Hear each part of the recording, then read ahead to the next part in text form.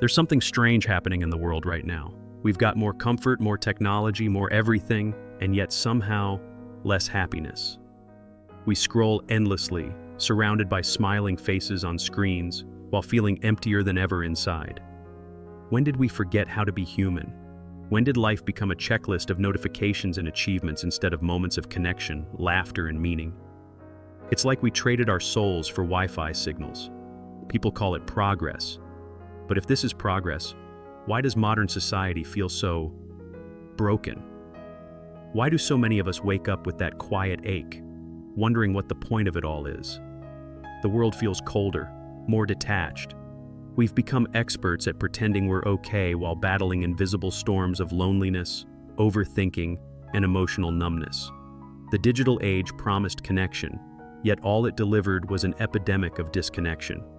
But here's the thing. What if being human isn't something we need to learn, but something we need to remember? What if we could escape this matrix of comparison, rediscover real joy, and start feeling alive again?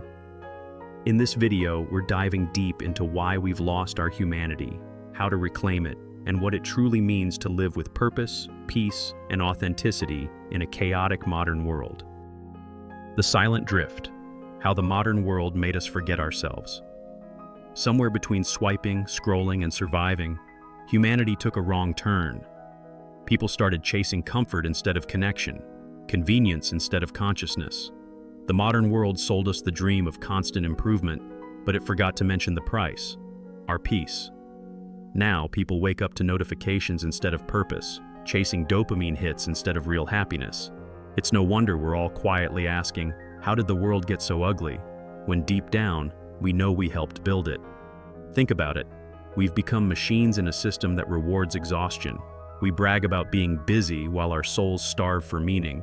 That's the modern life burnout, a quiet epidemic. The same technology that promised to connect us has turned us into digital zombies, addicted to validation and afraid of stillness. We've mistaken productivity for purpose, and it's slowly eroding our sense of what it means to be human. And yet, beneath all this chaos, there's still a spark, the part of us that remembers what authenticity feels like. You catch glimpses of it when you laugh without checking your phone, or when you look up at the sky and remember how big the world really is. That's the truth about happiness. It's not found in an algorithm. It's hidden in the spaces we've stopped paying attention to. But to rediscover it, we first need to face what we've become. And that's where the real journey begins. The numb generation, living in a world without feeling. Have you noticed how hard it's become to actually feel something? We live in a world where emotions are filtered, edited, and cropped to fit a feed. Pain is seen as weakness, joy feels performative, and silence, it's almost unbearable. This emotional numbness is the side effect of a world constantly stimulating us. We're overstimulated but underfulfilled. We've traded presence for distraction, and the cost is our ability to truly experience life. Every time we escape discomfort with a quick scroll or a binge session, we dull our emotional depth just a little more. The digital age loneliness has made it easier to talk, but harder to connect. We text instead of touch, post instead of feel, react instead of reflect. It's no surprise that mental health awareness has become a global cry. People are desperate to feel human again, to remember what it's like to be alive, not just online. But the good news? Feeling again starts with slowing down. It's in choosing mindfulness over mindlessness. Take a dopamine detox, not just from your phone, but from constant noise. Sit in stillness. Journal. Go for a walk without headphones. Listen to your own thoughts, even if they scare you. That's where emotional healing begins. And as uncomfortable as that sounds, it's the first real step in finding yourself again. But once we begin to feel again, we're forced to confront something even deeper. The illusion of success. Why fulfillment slipped through our fingers. We were told that success would make us happy, that the right job, the right house, the right number of followers would finally fill the void. But here's the truth about success. It's one of the biggest illusions of modern life. People climb ladders that lead nowhere, chasing validation that vanishes the moment they get it. Society glorifies achievement but forgets fulfillment. We've mistaken having more for being more, and it's quietly destroying our sense of meaning. This is the modern malaise, the emptiness that seeps in when you do everything right but still feel wrong inside. It's the existential crisis no one talks about because admitting it feels like failure. But it's not failure, it's a wake-up call. It's your soul saying, hey, this isn't it. True purpose and meaning don't come from applause, they come from alignment. And the scariest part? Most people are too busy overthinking to notice their lives passing by. If you've ever hit a milestone and felt nothing, you know this truth already.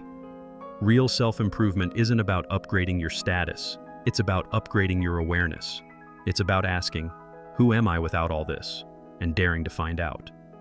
Maybe the path to fulfillment isn't about adding more, but stripping away what's fake. And once we do that, we start uncovering something deeper, the ancient, almost forgotten art of being present. The lost art of presence, remembering how to be here, now. It's strange, isn't it? We can travel anywhere in the world, yet we rarely arrive anywhere. Our minds are always sprinting toward the next goal, the next message, the next hit of dopamine.